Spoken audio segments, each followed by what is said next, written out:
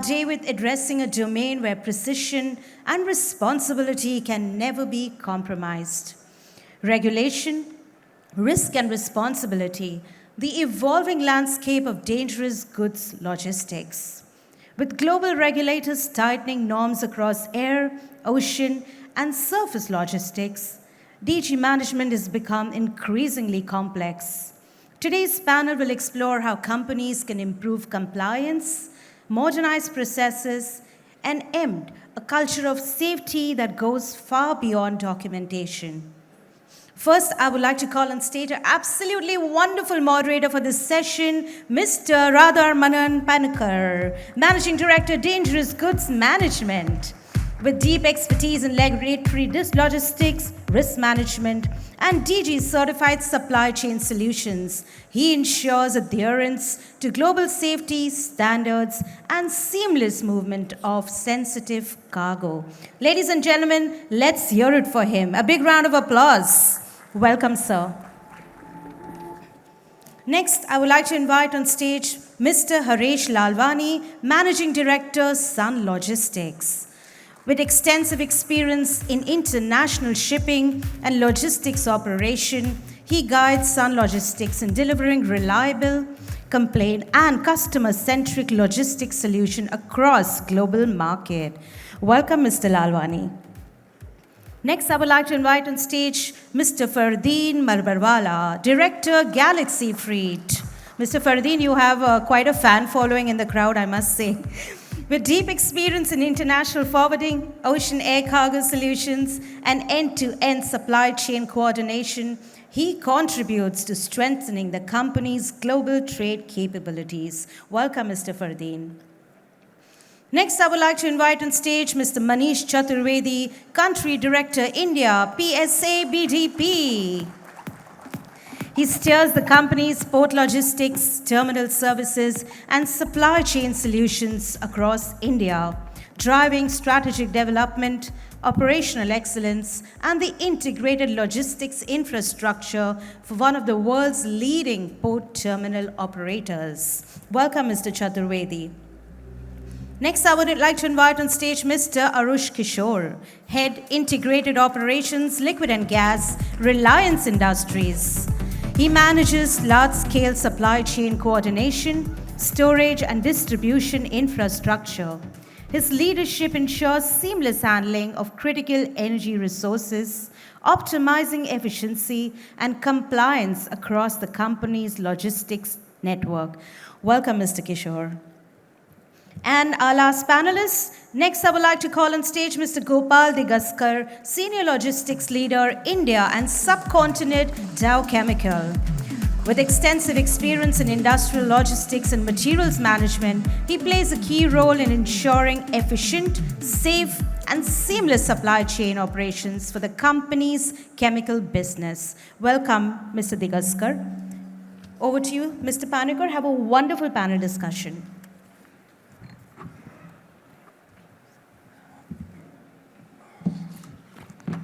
A very good morning to all of you. I hope we are able to begin this day on a very bright note, but talking about something which is too dangerous to be not bothered about.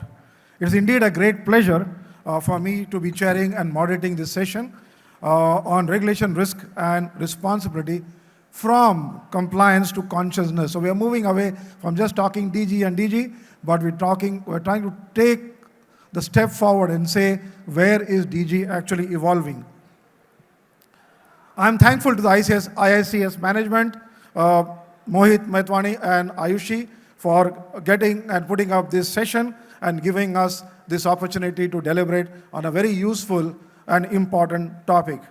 The rationale, as our MC just mentioned, global chains are becoming complex and cross-border movement of dangerous goods are increasing because the movement of chemicals are going up. Regulatory framework are therefore evolving very, very rapidly so that the safety, sustainability, and accountability are maintained. So what we're going to do in this session is to explore the transformation that is happening from a compliance-driven approach, the checklist, okay, are you compliant or not, to really looking at safety consciousness and corporate responsibility.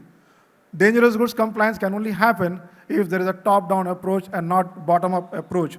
So we'll try to address regulatory, technology, and leadership culture because they together can only create a resilient, ethical, and future-ready dangerous goods logistic ecosystem. 4 topics we are going to examine: balancing compliance with operational reality, leadership, accountability, and risk ownership across the supply chain, understanding the latest global regulatory development, and discovering the best practice for embedding safety consciousness into corporate governance and decision making. And then have a look at how technology and training can make our dangerous goods supply chain risk-free. I have on dais with me a very esteemed panel of professionals who are well known, and I have the pleasure to have interacted with them in many other panels over the past few years. I always like, for me, it's like exchanging views. Every now and then, every 3-4 months, we are on some or the other panel. So very good thing that there's a lot of discussion going on about dangerous goods. What we're going to do is, I'm not going to have a traditional mode of the panel discussion where, as a moderator, I'm going to ask a question and they will answer back.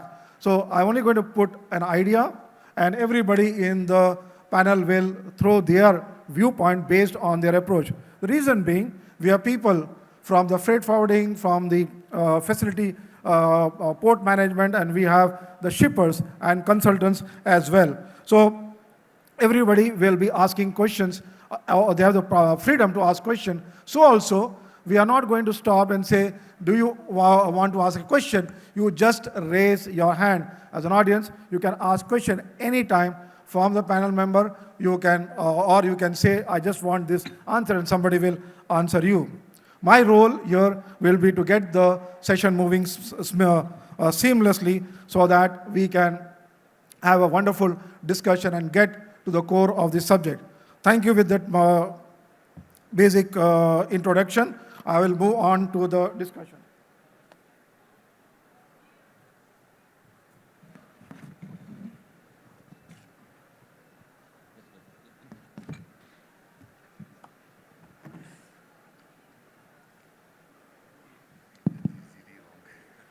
So first topic that we're going to discuss is how do we move away from dangerous goods compliance for sake of meeting some regulatory requirement to a culture of safety and shared responsibility. Because we already recognize now that dangerous goods cannot be a standalone thing that you may do it today and not do it today tomorrow, and that put a tick mark. So how do we really take this forward and manage the compliance issue? Anybody can start off? Hello. So let's understand one thing. You said compliance, and with compliance you mentioned Safety. no. With compliance you mentioned another word, which is culture. Culture. So compliance is something that you do after you learn, and you only do it because it is required.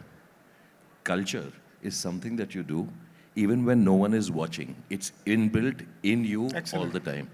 So okay, I'll start with this first, and let's then debate on this. Just for the people to understand that safety is a culture, and then it comes to compliance. Excellent thought, because culture is what is very important. Yes. So, as you rightly said, the culture has to be developed in such a way that even no one is, watching, we are compliant, we are safe. And I think, here the leadership can definitely play a great role by leading examples. Because, if your people are watching that if there's no syncing in your words and your actions, then probably there is a problem. And then people will take things for granted, which should not happen. So you should be seen as an example that you concern for the people rather than just a ticking exercise. Because when we say the safety, then safety is all associated with people's life, human life, right? So that should come from your action. That it should be, seen in your, all the activities that you do, that you really care for people. Secondly, uh, the investment has to come, because safety is not cheap, compliance is not cheap, but in the long run, definitely it will pay for.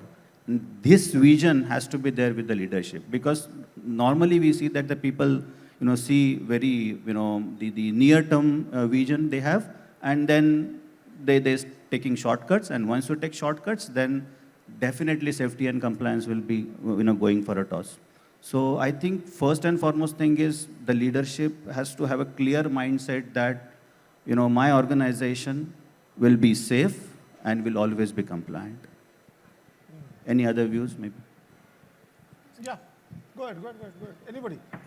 So I'll add to my colleague here from now.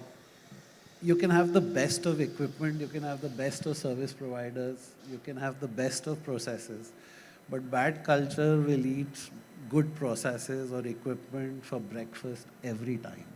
So it's a kosher that we do need to address this culture thing. It's easier said than done. It's hard enough to align employees and organizations to a company's mission and vision. It's easier said than done. It's easy to have that vision. It's easy to have that mission statement.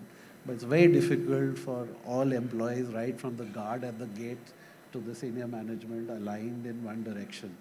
And if you add something like safety here, where our first reaction to any normative as a human being is, non-compliance, the challenge is enormous. However, I can see that as the generational change is happening in service providers, as the generational change is happening in the management side, sustainability is becoming key to our discussions. And to my mind, you cannot be sustainable if you're not safe. You cannot be sustainable if you're not efficient. And these two, the equilibrium between these two has to be arrived at for every company. So, Excellent thoughts. Yeah, go ahead, Manish.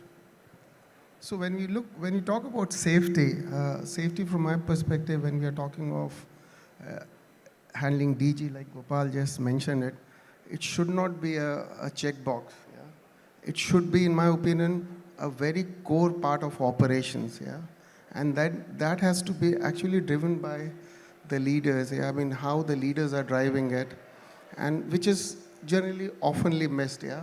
I mean, once really just get involved in so much of operations, then the safety is, again, takes a back seat, and that's my opinion.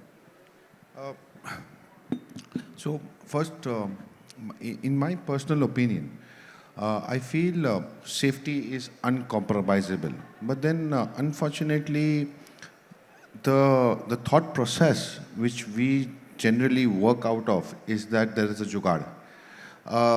I'll give you a very, very simple example how safety is compromised and how it is just done for the sake of doing it.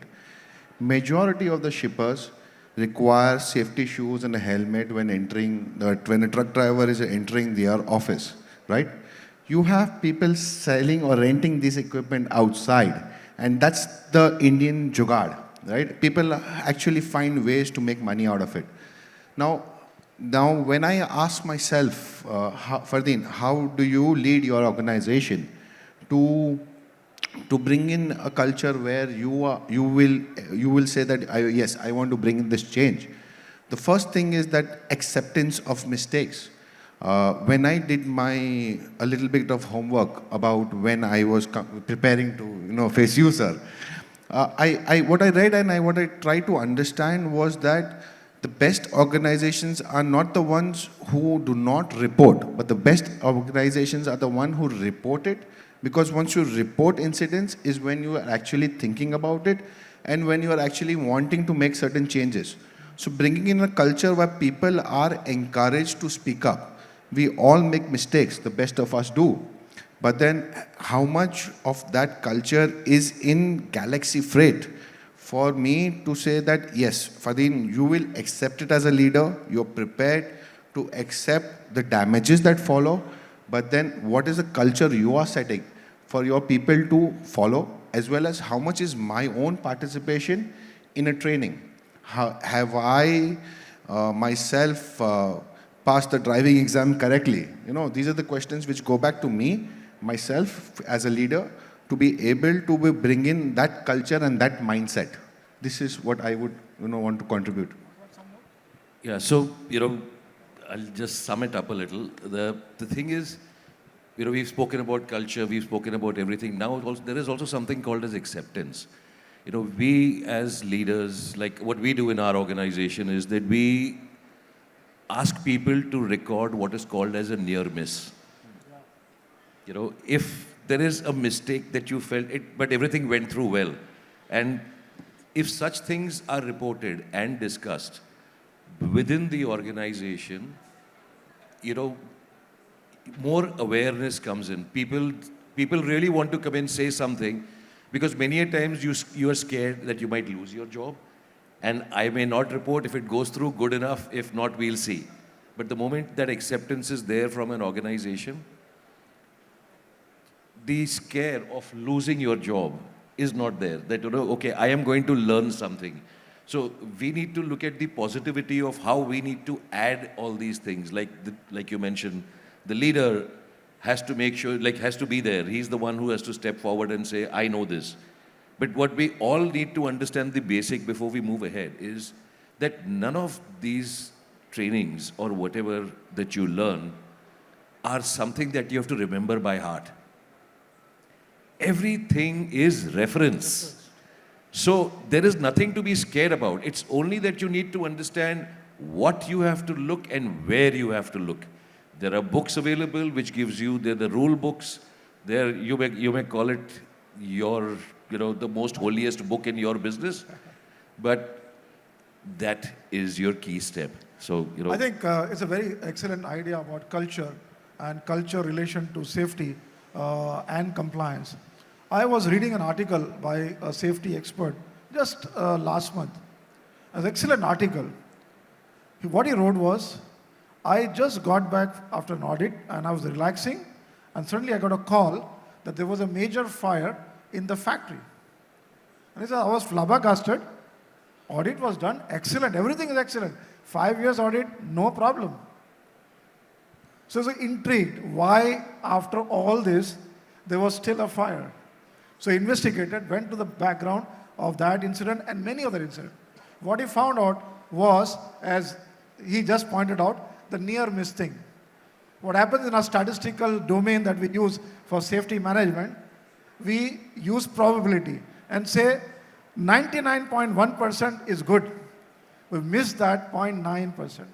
And we ignore that 0.9%, and that builds up over a period of time to create a problem, because you're focusing on the 99 and not the 0.9%. And which is what we see in dangerous goods as well, that people say, "Arey, मैं 4 बार तो लेके गया, 5वीं बार निकल जाएगा, why bother about it?" Okay, so very good, yeah.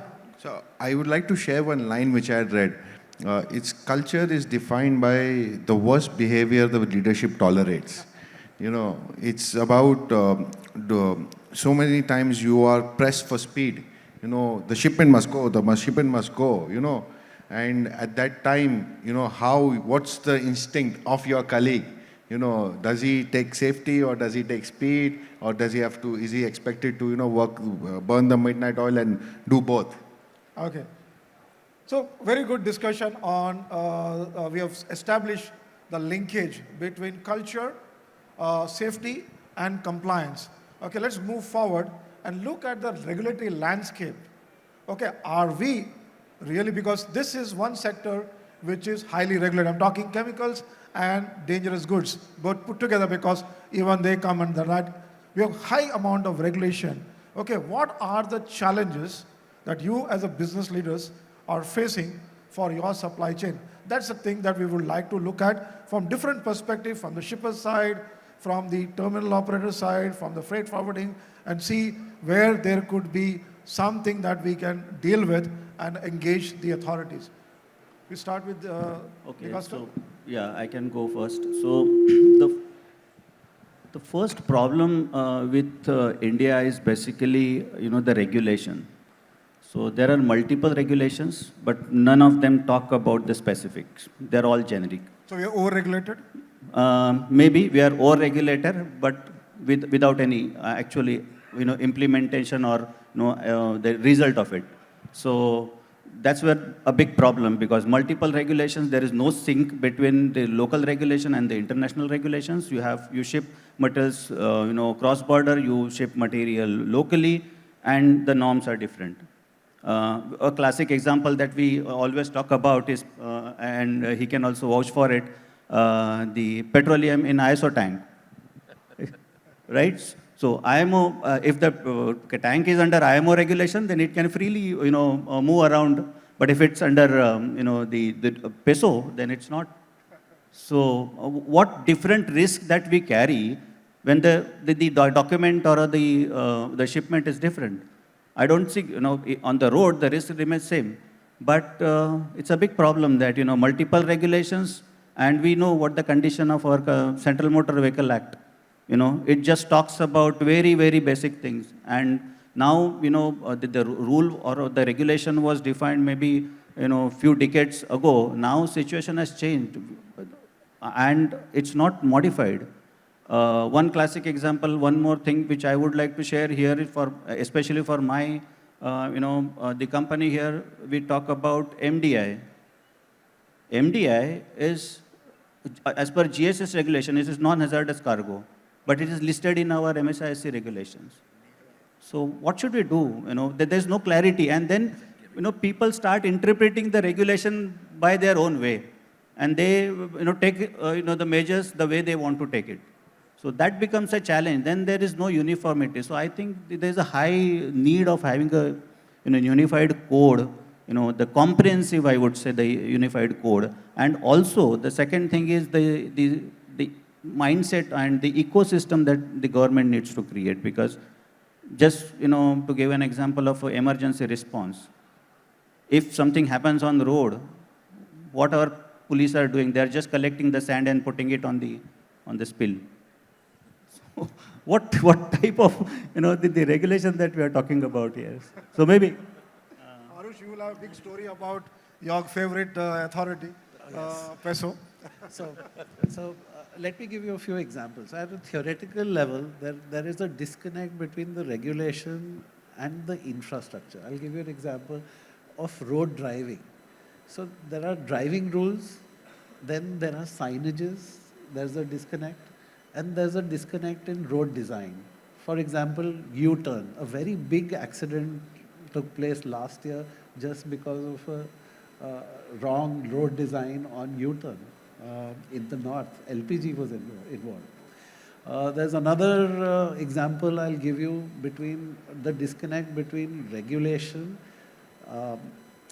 different bodies regulating, which he hinted to, over same products. I'll give you the example for benzene. Now, petrol rules are strict because there's benzene in it, for example. There are other reasons also, but benzene is also making the transport of petrol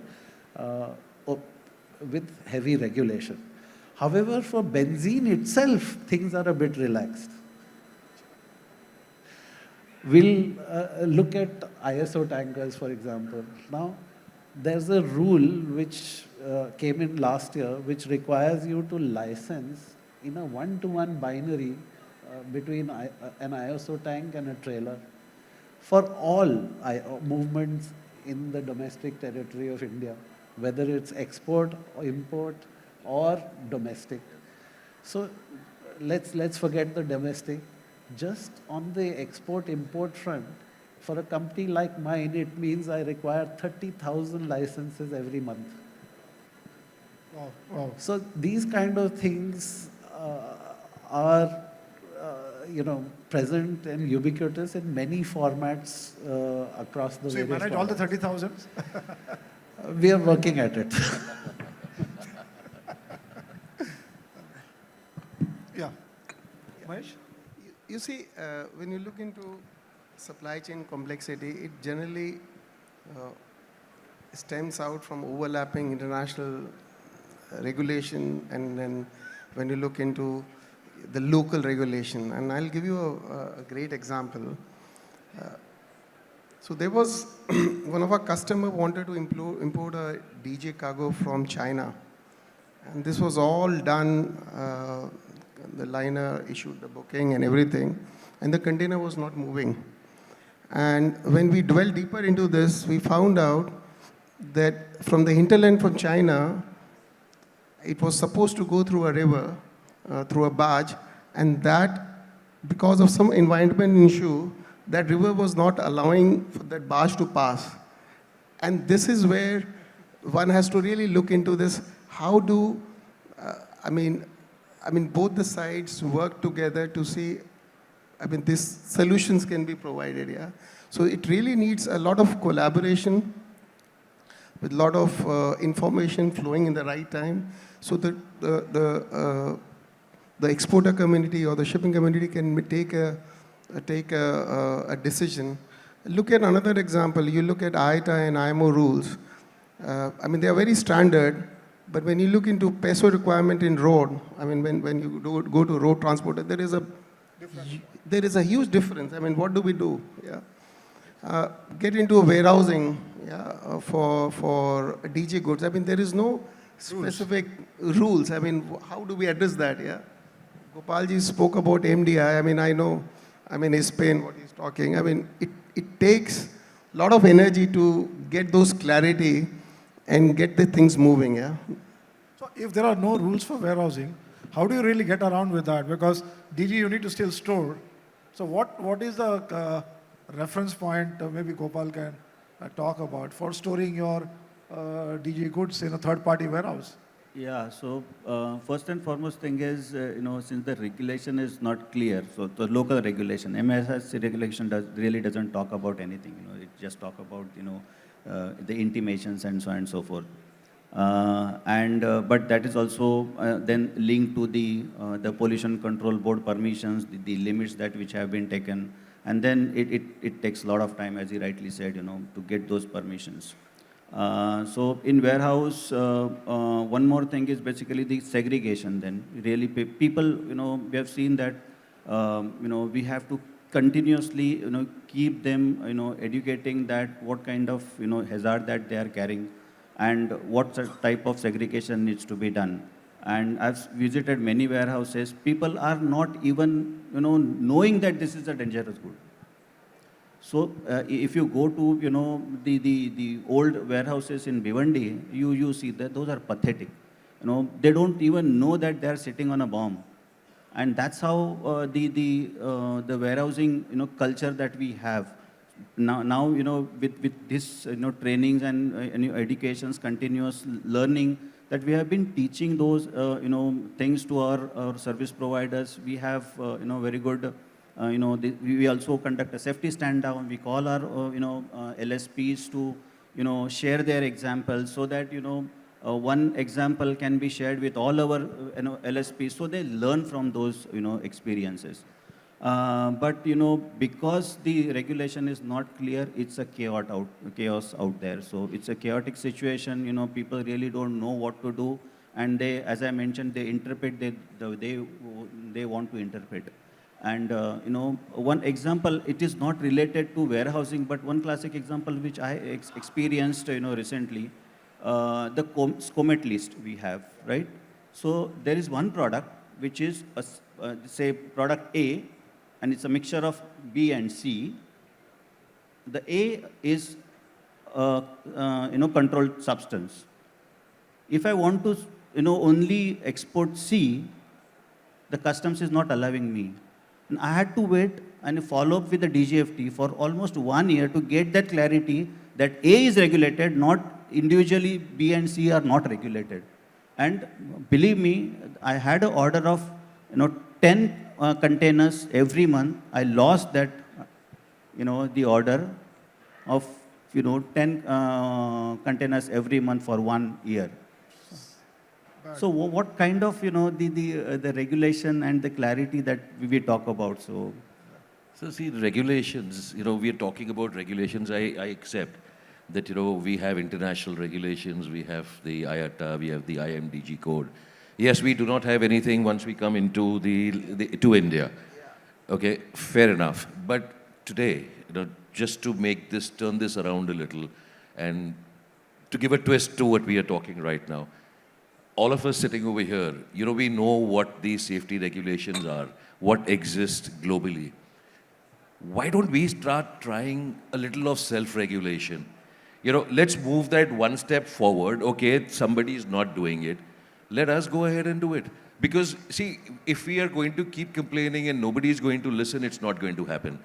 My point here is, let's come forward. Let's see if we can, 6 of us can set up a panel and say, okay, let's see what we can do, whether it's warehousing, just self-regulation, that we know what is happening globally, this is what we'll do. Segregation, away from, separated from, teach them. Because like you clearly said, people don't understand that this is dangerous. So the first thing that they need to know is awareness.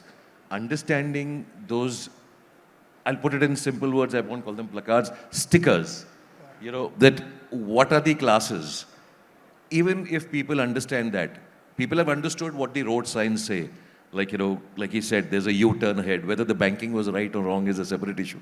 But there is a road sign. And if people start understanding those signs, the first understanding about dangerous goods comes to mind.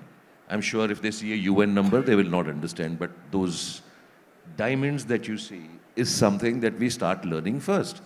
And then see if we can self-regulate. If I can do that in my organization and then put it out to others, I'm sure there will be a way forward.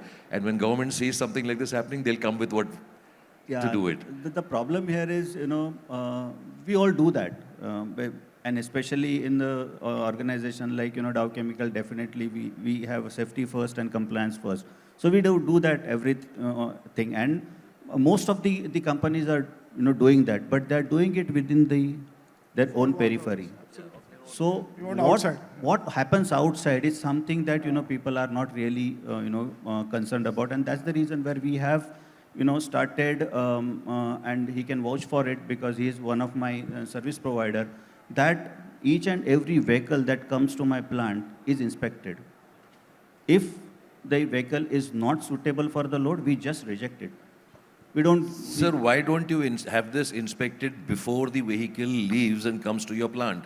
What if the vehicle is laden, comes to your plant, and then it does not comply to your requirements? What are you going to do then? Are you going to send the vehicle back? So my point is, we have to be one step ahead. And don't mind me because I'm a little upfront and I talk to people. That's okay. So, No, that's a good idea because I think it can save a lot of cost for the transporters as well. That's what I'm saying. We do that. Vehicle is coming for loading. If the vehicle is not fit, we just reject it and let it go back. And we have a platform like Nicer Globe where we also have a track and trace for all our material, the vehicles, as well as we have a get check tool. So where this inspection happens, even if the vehicle from the vendor is received, so we already have all our details shared with the vendors that you need to send the vehicle in this condition. If the vehicle is not suitable, we'll just send it back. We just send it back. That's so. If and one more thing, that if there are any issues to be addressed, then we don't send it back as it is. If say material is leaking, some problem, then we don't send it back because then it's a risk on the road. Then we address that leakage and then we send it back. Good. I genuinely feel, sir, that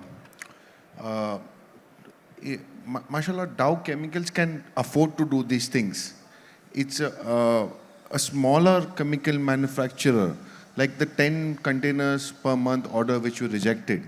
A smaller player in the market, I am pretty sure I would find somebody other who would want to say, "Ke main ye karke deta hu." And this is where regulation comes into the picture, stricter regulation. The vehicle which you reject, after it leaves from your gate, it is still driving on the same road, putting your and my lives at risk. So I am an advocate for much more regulation. I genuinely believe that there is also a disconnect between the sea freight world and the air freight world. Lithium-ion batteries. In air, if I want to move lithium-ion batteries, just the power bank, absolutely no. There are lives on stake. Aircraft उड़ जाएगा. There are no lives in sea freight. I can move containers and containers of them, and no problem at all.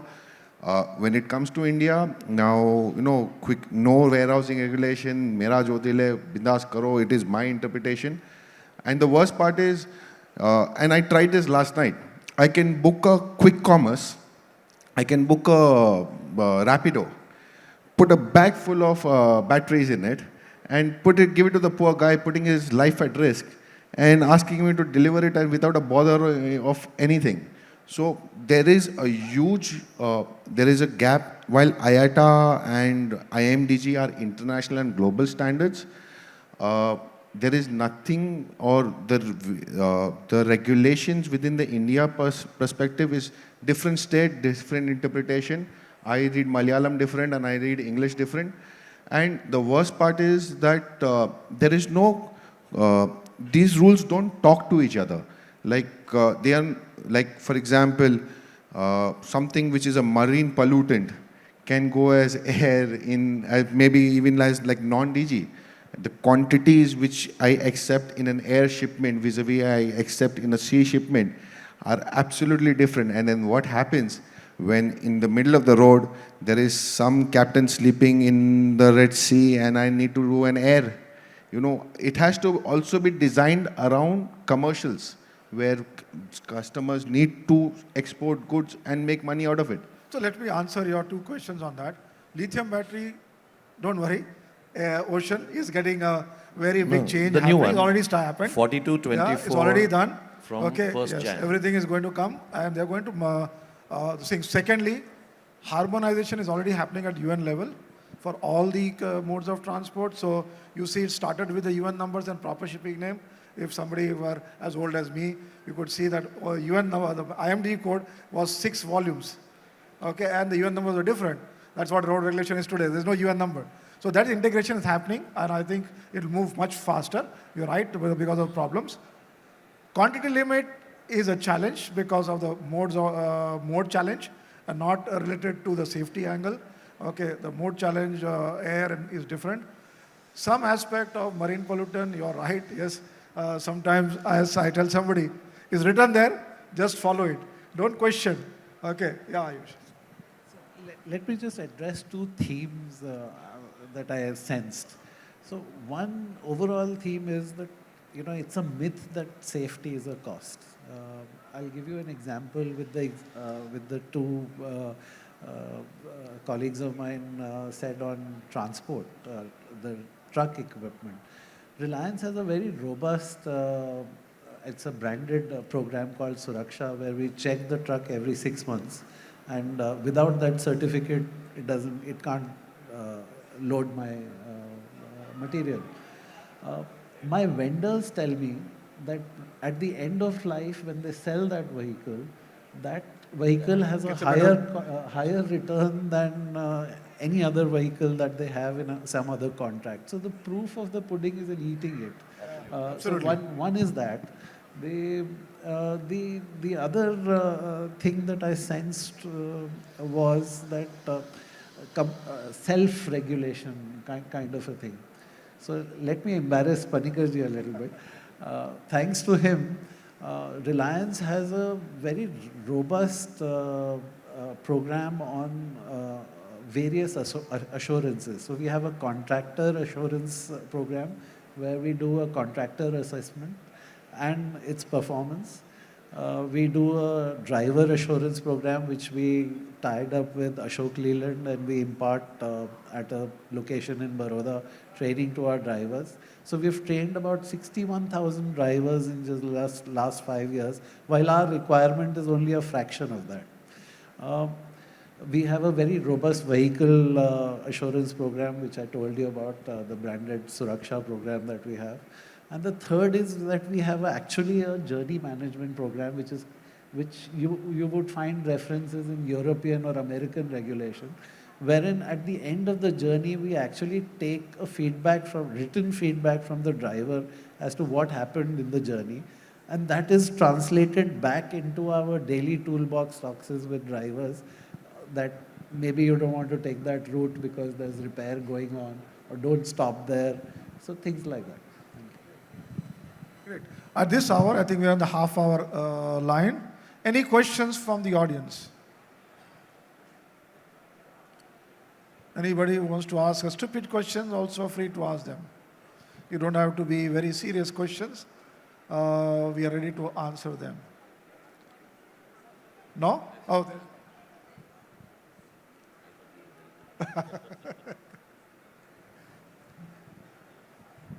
These thoughts which you have been Can you speak loudly, please? Yeah. From Reliance and Dow. But I'm just talking, I'm also chemical engineer from ICT, but we are running MSME. So there is not much of the emphasis in many MSME. Of course, I try to do as much as possible. But is there any program what you conducted for 61,000 drivers or safety in general? So that, many people at the grassroots level can understand, and we will have better India, Bharat of future. Thank you. I think we are addressing that issue. Give us a couple of minutes. Or we do it now itself? You can go ahead. Huh? Yeah. So we'll answer that question as well. One question I wanted to check it out because Fardeen and both of you, because you are the big vendors around the place. How do you deal with misdeclaration in terms of the chemicals or the UN number? Because, Dipankar, do you have an ecosystem to help with the classification, a real classification? Because I see that's a major challenge when it comes to our side of the LEV. Sir, from my perspective, I am the middleman. So I have to trust what my shipper gives. It's his responsibility, not mine. I'm very, very, very clear on that. IATA gives me a checklist which I need to fill out, have it signed. It's not me signing the shipper's declaration, it's the shipper. So it's not my responsibility. Having said that, I will tell you what I have seen in my own life, with my own eyes. I have seen MSDSs, which may be 16 points, 12 points. The best example I'll share with you was I was handling some ship spares, and there was an oxygen, or it was a cylinder. It was the first time ever I saw in my life where it had written to download the SDS, MSDS, go on to this website, email here, or scan this barcode. It was the first time I saw this in my 16 years of experience as working and 20 years of experience as being a DG qualified staff. You understand my perspective? But then, in terms of misdeclaration, how I deal with it is zero tolerance. No matter who you are, we do not work with you. Get out. You have to have that saying that, boss, this is not accepted at all. Then whoever you are, it cannot work in a manner where I say, oh, you're my big customer, things happen. I have to draw a line where I say it is your responsibility and you bear the consequences for it. I am the middleman. Do you want to add 2 bits? I don't know. I say I have a different opinion about this. It also depends on the kind of SDSs and the kind of companies that you work with, and how the SDSs come forward to you. So sometimes it comes through many different channels where the SDS, they do not want to reveal the name of the actual exporter. So they go online and they download an SDS and they send it to you saying that I want to do this business, this is the cargo that I need to carry.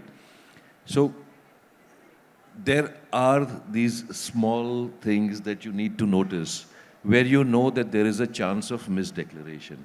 And over a period of time, you tend to learn that, what you are getting. And if you are trained, you have your reference book in your hand. That's for us is the IMDG code.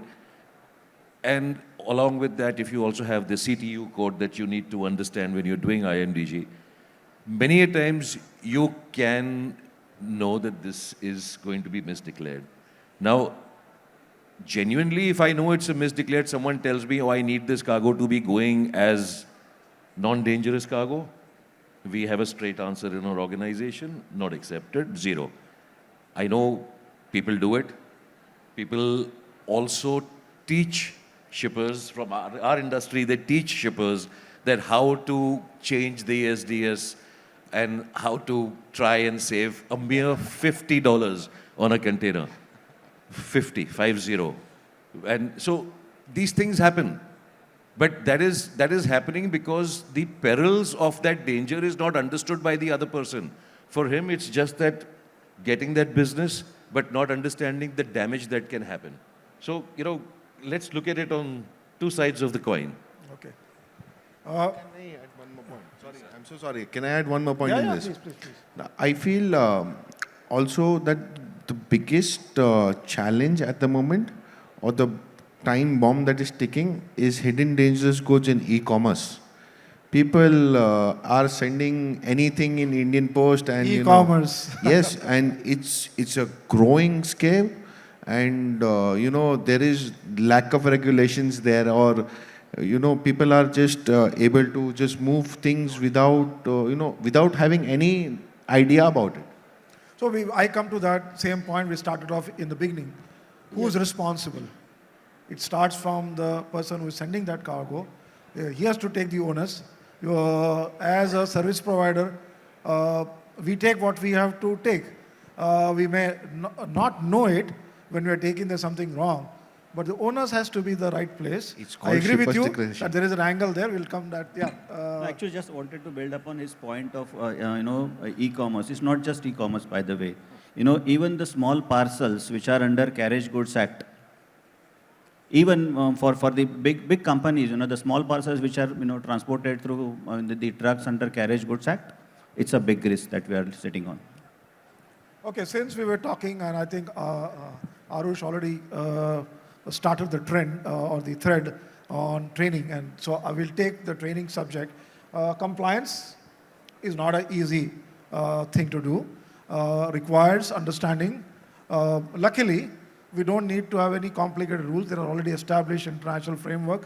And I think one of the best written regulation anywhere in the world is the dangerous goods regulation. I think there will nobody who can say they don't understand what is written there, as long as they take the time to read it. Okay. Given that and the requirement for people to interpret, do we really require a high caliber and competent workforce? Because what we're seeing in the training also, and I share my personal experience, people come to train because there's a certificate requirement. 1 certificate, 2 certificate to be given to IATA. They're not coming because that is their functional responsibility. So ICAO has moved into competency-based. What people don't even know, even IMDG moved to competency-based many years back when they made it mandatory. Okay, we don't call it competency, there's a table, which is common.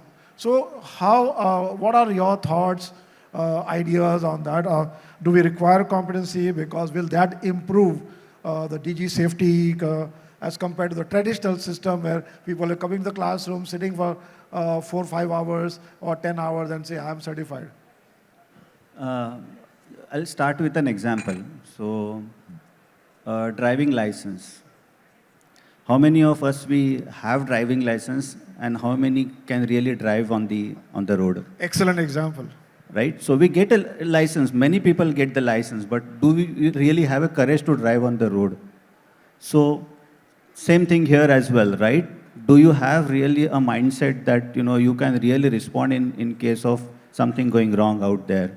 So you can just get certified, but do you have that really a competency to address the situation? Do you have that presence of mind? Do you have all the information that you possess yourself that what I should do in case of emergency? So I think this is a very, very valid point that it has to be a competency-based, I would say the training. Mahesh, you have been quiet for some time. this space is going to become complicated, sir. So this space is going to get complicated because of the various technological developments that are going to take place. AI is going to be a big disruptor here. And AI is not just going to replace people, it's going to require people who understand the workings of it and its practice of it. So this space is going to become very, very complicated. And I can only shudder to think the implication on dangerous goods movement of the requirements of this technology. Let me share a very small insight before I get Mahesh. There was a study done how accurately AI can detect the UN numbers or the requirement for shipping. And the failure rate was as high as 50%. So AI has its disadvantage where, I don't know, it will change maybe 2 years, 3 years down the line or even 6 months down the line. Yes. Fardeen, you are getting excited? No, sir. When it comes to AI, I want to share a line by my father. You know, intelligence can be artificial, stupidity is original. So, you know, I believe in AI, but I still want to value human intelligence more. Coming back to the subject of training, sir, I don't know, sir, I may sound like a complaint box here, but then I myself, when I did my training or my refresher, all of a sudden the rules had changed, and I'm still do not have clarity on that. But then there is a DGCA approved institute, and then there's an IATA approved institute, and then to my knowledge now I also need to have a separate training for IMDG. So, you know, it's again, training per se is disconnected. It sounds very nice, the word competency-based training, right? Now, I'll give you a very simple example of my own self, right? I not only do work in India, but I also have an international office. One of the reasons why I ran to 2 institutes to get my training done was because A, I wanted the IATA certification, B, now I understand from training, from a competency perspective, there needs to be an eye on top of somebody who understands it and implements it. Very honestly, sir, how many here actually know about that? You know, how much of it is implemented in organizations, and how easy is it to implement it in organizations who are just starting off young entrepreneurs, right? Whose mission in life at the moment is to grow their companies. There are big e-commerce companies who are flushed with money. The SME guy or, you know, sorry. But then, even sir, I use the example of delivery apps which are flushed with money. How much of money is being poured into training their drivers to understand the basics? Arush, before, let Mahesh talk. So he mentioned. Please. So, yes, I mean, to Mr. Panicker's point, definitely the training has to be competency-based. There is no two ways about it. So I'll tell you what we are trying to do in our organization. So we have this, a learning center in our organization called BDP University. Yeah? So what we try to do, other than the regular certification for DG course and whatnot, each one of us, if he is employed in our organization, has to get into a learning course every year. Yeah? And it's a mandatory course, including myself. Yeah? And this is not a one-time course, what we do, or I would say the learning. It's largely VR-based and interactive, where one has to particularly score a certain percentage to clear that. And the beauty of these courses the learning courses it gets refreshed every 6 months, every year. So it's not that if I've done a course now, it's relevant. It may not be relevant after 6 months. So that's the learning we carry out at each and every one, and it kind of helps. Yeah, actually, on AI, so you talked about, searching the UN number. Now, people really need to understand what is AI. in that perspective. So it's just an advanced search engine, right? So and we have seen the side effects of AI, the fake videos on YouTube, right? So similarly, you have a lot of fake information on web as well. So it's just a search engine, right? So it does not have its own the intelligence. It is just, we have certain algorithms in the background. It's going and searching that information. So if you have a garbage in, you will definitely get a garbage out. So one really has to. So the human intelligence, it cannot be matched with. I'll give you a real life example of something which he alluded to, whether training allows you to face the challenges on the ground. So one of our trained drivers in a LPG gantry in Bihar, 3-4 tankers before him, a leak started under the loading gantry. Everybody ran away from that place. This guy, because he was trained, he took a wooden plug and a mallet, went to that truck, which was not his, and plugged that mallet and came out. The net effect was he got his rewards, etc., etc. The vendor to whom that driver belonged, his business increased in that gantry. So, we're talking about training. Any dangerous goods act or, the rule book, the first chapter, chapter 1, 1.3 in every dangerous goods book clearly states that you need to be trained. Okay, that is non-negotiable. Now, this is the starting of a book which says that if you are opening this book, the first thing you read is you need to be trained. And the reason is because if you're not trained, you don't know what to look where in that book. And because emergency and accidents and chemicals being dangerous, if you cannot understand the book and you don't know what to look where, you may be the best chemist in the world, or you may be manufacturing it for hundreds of years, or I may be transporting it for whatever. If I don't know what it means and I don't know what when an emergency happens, what do I do? Whether I allow this material to go into the gutter, or do I put wood over it, or do I put sand over it, it won't help. So, and the other thing about all these, the acts are is that every book, the rule is there common between one single year. So the IMDG Act, which comes into force from 1st of January 2026, was also in force from 1st of January 2025. And that time, the earlier and this one, that means now we are talking about 4224 coming in on 1st Jan, but 4122 and 4224 were both applicable in this particular year. So there is a transition period where we learn what the new things are coming in. And when they mention the word 24 and it's coming in 25, that means they've started working on it since 22. The working group has completed it in 24, and now when you come to 26, there are new UN numbers, there are new regulations, there are new, so what things exist, everything is there.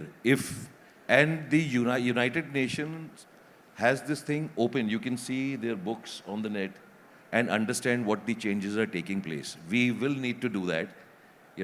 If we are looking at creating, and how do I say, more like an atmosphere of safety. I don't want to call it like a closed place.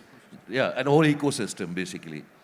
So we should look at all these things also, that, it exists. Now, let me just take you a little side on the perils. Globally, if a person who is not trained even makes a document, they're not allowed to do that.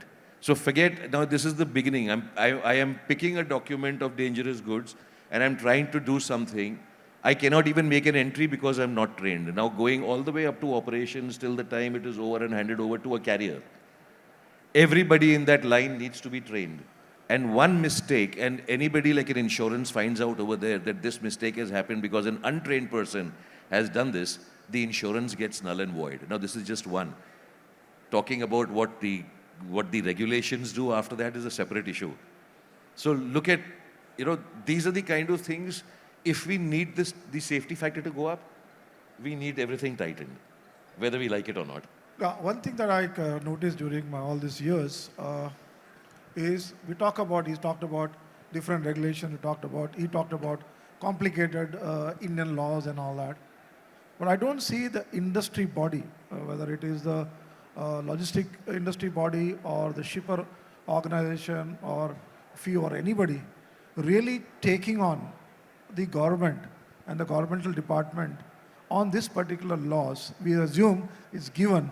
I mean, for me, it's very ridiculous to find MSHIC comes under environmental minister instead of chemical ministry. Okay. And the pollution control board gives a certificate for starting a warehouse. So all these are challenges. What are your thoughts on that? Do we, as an industry body, literally need to push? Because as we've been talking all through the chain of top and thread that I have seen is culture, safety, and compliance. But that can happen. Then we said the rules are complicated. To make it good, we need to really engage. What are your thoughts on that? Let me begin that. So let me first share my opinion. I think we are lucky to be working at a time where I think on logistics issues, the government is very willing to listen.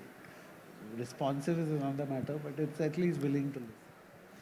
I think most of our companies do advocacy very, very robustly on issues of safety or compliance in a very, very robust and targeted manner. However, you are absolutely right. In terms of as cohesive bodies or larger than our company bodies, those bodies can do more. It happens in the West, where you have these interest groups, etc., which actually inform policy, etc. I think there is some beginning in this government, especially with the Niti Aayog kind of a setup, to have that kind of a interface. But let me just say it's beginning days. So I'm sure it'll mature.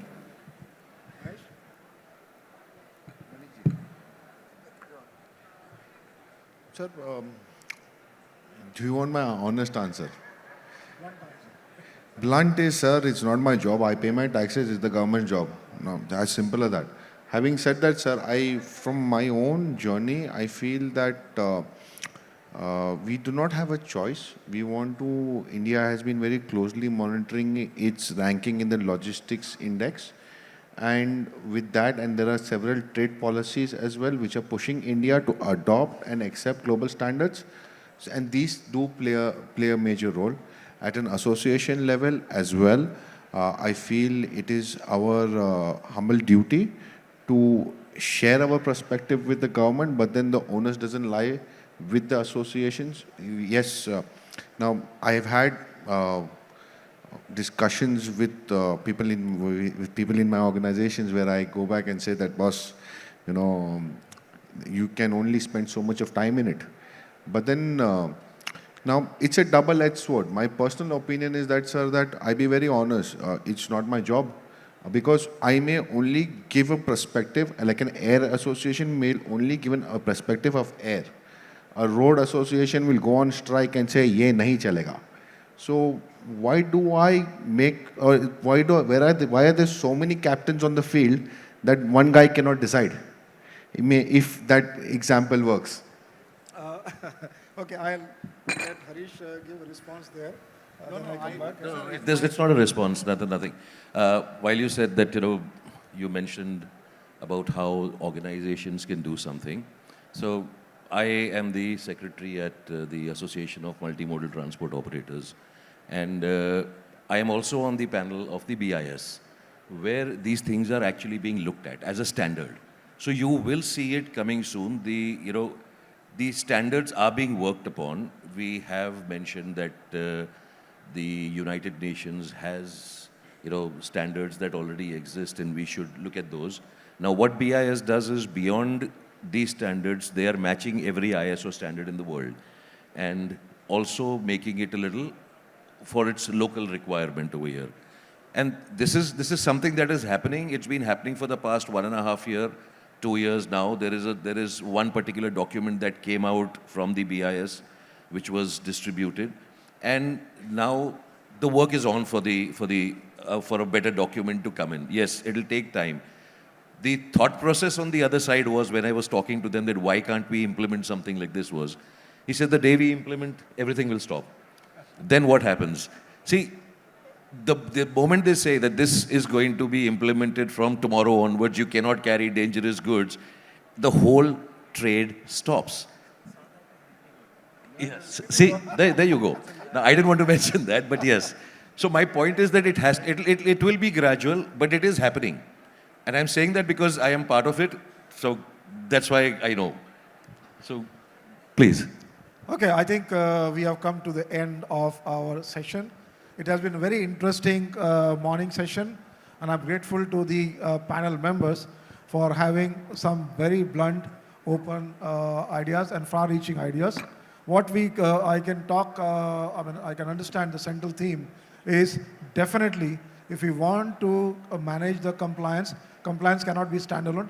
It has to be a cultural thing, and cultural related to safety. And if you're bothered about the safety of your employees, you are going to have a dangerous goods compliance as well. And training plays a very significant role as far as making people understand the requirements of the regulation and how to go about complying that. And what Haresh also mentioned, yes, we have to go out there and create that awareness, in a very succinct and forceful manner so that people will follow. So thank you very much, the audience, for your understanding, and I'm sure there is not going to be any question because my panel members have been more than adequate in giving their perspective in a wide-ranging topics. Thank you so much. Thank you, all of you.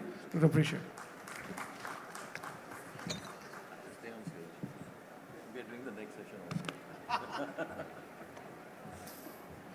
It's a house full and the applause is too low. Ladies and gentlemen, they deserve a big round of applause.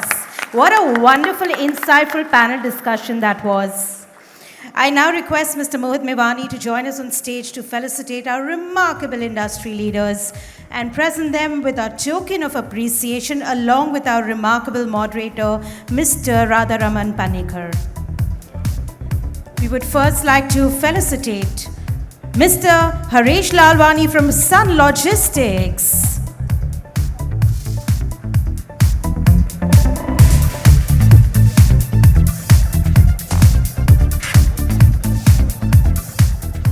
Next, we would like to felicitate Mr. Fardeen Malbarwala from Galaxy Freight.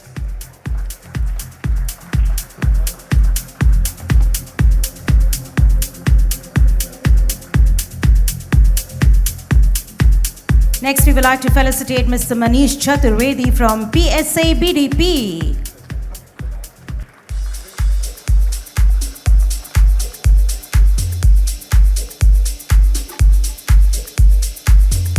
Next, we would like to felicitate Mr. Arush Kishore from Reliance Industries.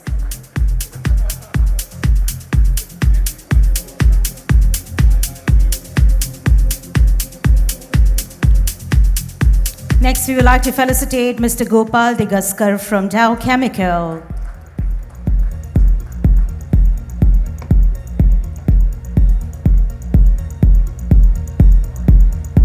And now, ladies and gentlemen, it's time to felicitate our absolutely remarkable moderator for this session, Mr. Radharamanan Panicker.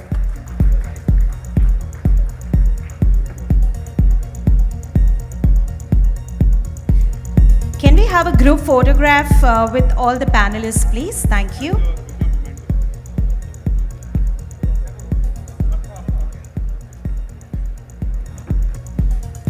Can we have everyone a little ahead? The center of the stage, please. Thank you. And can we please have a smiling photograph? Thank you.